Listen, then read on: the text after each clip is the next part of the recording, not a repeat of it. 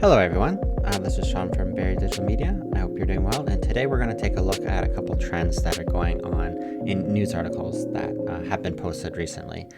The date is August 3rd, and I like to take a look at Google Trends sometimes because it can give good information or inspiration for products, trends that are going on, and current events. So, it looks like there's an earthquake going on in New Jersey, so good luck to everyone around New Jersey.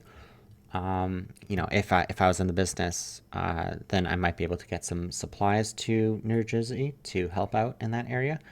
In similar kind of ideas, there's a SummerSlam 2025. I'm not quite sure what that is, but that might provide some nice opportunities there.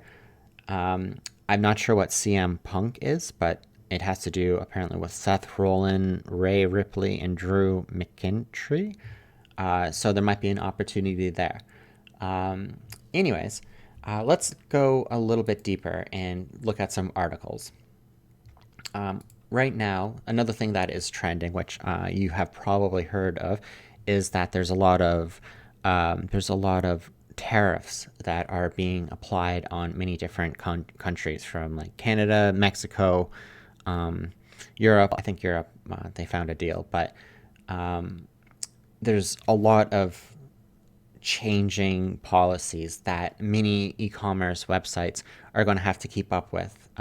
And so there's an article here from Shopify that reveals a lot of tips that I can show you how you can customize your e-commerce store in order to make it so you're not losing any revenue from tariffs that you have to pay, essentially. Now, this is really good. If you do have trouble with applying these tariff settings, then you may want to call up Shopify. Do you recall that when I had questions, especially when I was just getting started with Shopify, that the customer service there was very helpful for whatever questions I had. So it does look like if you have a Shopify store, there are some settings there that can help you. Now, I also have here an article from Walmart, and it looks like it's basically telling you how new sellers can succeed on Walmart Marketplace. Now, I'm wondering if I should shift my impression of Walmart in its online store and be more favorable of it. Right now, Amazon is the big elephant inside of the room, but Walmart. The other day I was driving along and I noticed that there was a giant Walmart distribution center close to where I live, and I was just amazed at the size of it. So the Walmart marketplace may be something that you want to consider. If you have products to sell, or let's say you want to do some drop shipping or you want to expand your business somewhere, then the Walmart marketplace might be might be good for you. And this looks like it has all the details for you. Okay, let's go on to the next. Now, the next one that I was looking at here was just Google backtracking on plans for URL shortener service. Now, I was surprised by this one because I know a long time ago Google had said that they were going to end their URL shortening service. But surprisingly enough, it looks like it's still available. I'm not quite too sure why they're deciding to keep it going, but it looks like they're going to keep it going. So you might want to take a look at it if you want to have a link that's shortened that also has, let's say, a little bit of credibility to it, then you might want to take a look at that. All right, next up, I just noticed that Reddit seems to be doing quite well. Reddit posts significant revenue increase in Q2. I think that there are a lot more integrations with Google And so that's probably why we're seeing such a spike in Reddit profits here. So if you're not already looking at Reddit as a channel for your business, you might want to do some light work with Reddit here. Reddit, although you should be very careful with Reddit because the customer base can be quite aggressive, let's say.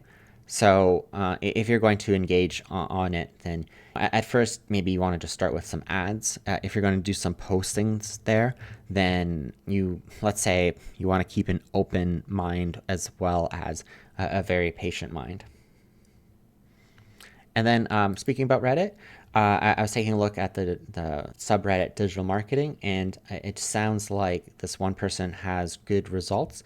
Now, underneath underneath this post here, there are some criticisms of their post, but I think this is a good post because it does look like it has some good points on some SEO talent that you might want to take a look at, like clear local SEO strategy, taking a look at their Google business profile, NAP consistency and schema, fast loading mobile friendly websites with optimized service pages, naturally keyword optimized content with value, internal linking structure and backlinks from local directories, unique brandable domain name with local relevance. Yeah, so that looks like a pretty solid strategy there. And they're telling us that it has no black hat tricks and what I see from this list here, I don't see any black hat there. And yeah, I mean that's pretty much everything. But let's just take a look at some of the criticisms here. Sounds like an easy thing to rank for. No.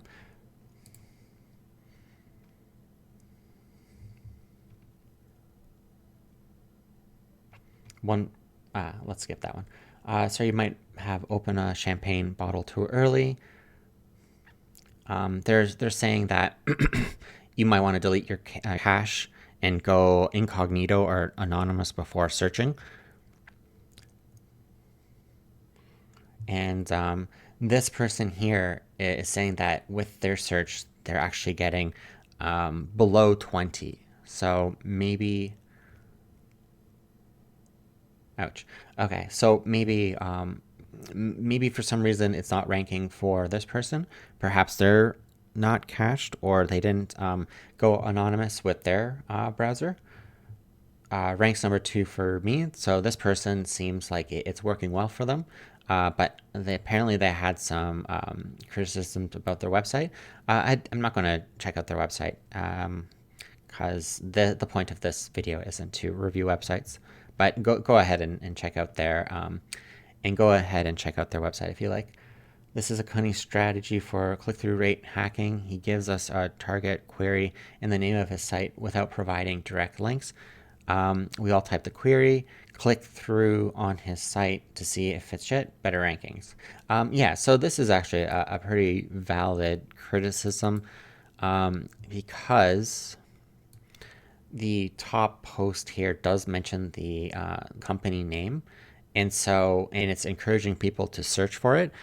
So that is pretty clever. Arguably, maybe that's black hat trick in a sense. It's probably gray, really, but I would save the criticism. It's honestly not too bad. Yeah, it looks like there's quite a bit of criticism about the style of it, style of the website.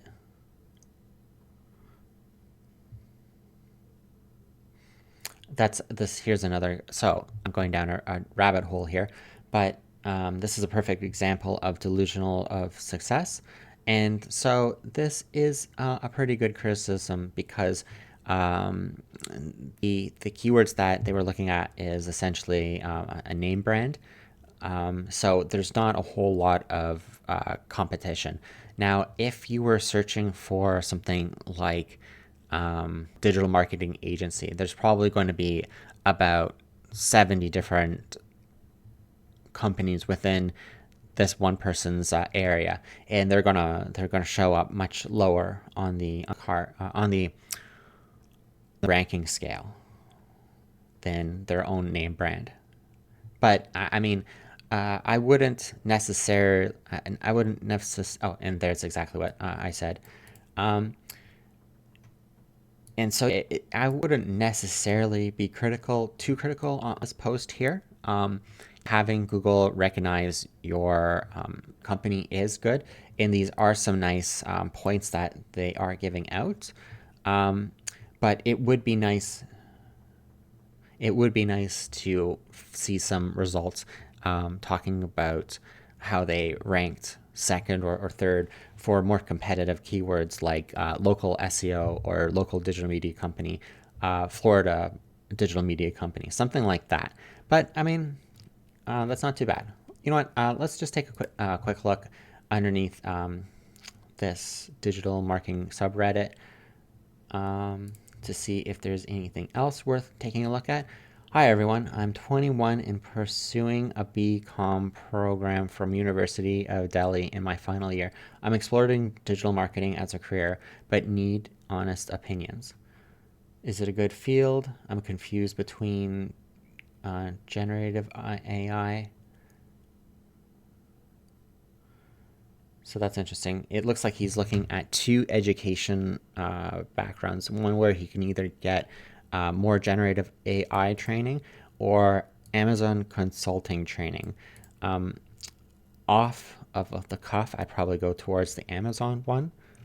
Um, Unfortunately, there doesn't seem to be any comments yet for it, but I'd probably go towards the Amazon consulting just because e-commerce and Amazon is just so huge, and if you can find an opportunity to sell on Amazon, then there's a lot of possibility there, and why I wouldn't go with Gen AI is just because generative AI is just so widely used at this point. You can probably jump in and learn yourself or learn by yourself, and you can go on your own, let's say, rabbit holes, and learn different skills based upon the things that you're interested in. So this subreddit looks good in the sense that if you're looking for some jobs, then potentially you might be able to pick up some freelancing work there.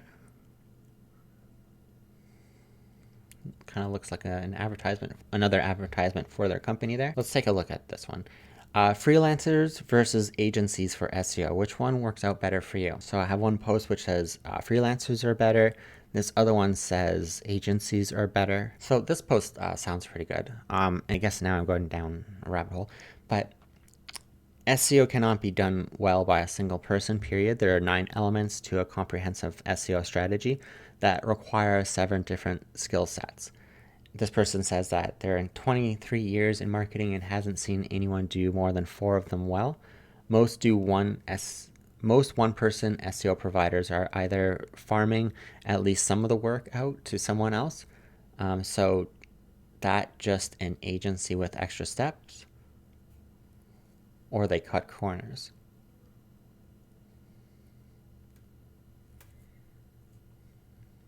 Never mind that typically more than half of the items on an SEO technical compliance report shouldn't be remedied because most of these kinds of reports are just providing an illusion of precision.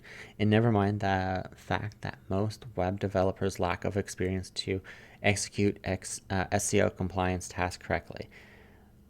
Lastly, very few can advise you on the rest of your marketing pipeline: marketing strategy, CRO, email nature, retargeting ads. And so it says that the 9 SEO elements are marketing strategy, keyword research and selection, content architecture, content planning, content development, on-page compliance, off-page, technical compliance, and reporting. Website UX, retargeting ads, and email nature. Okay, now it does seem like this person is disagreeing with some of it, but it looks like it's at a friendly level. Yeah, so I mean that's the one really nice thing about taking a look at common words is because you do get a discussion going on.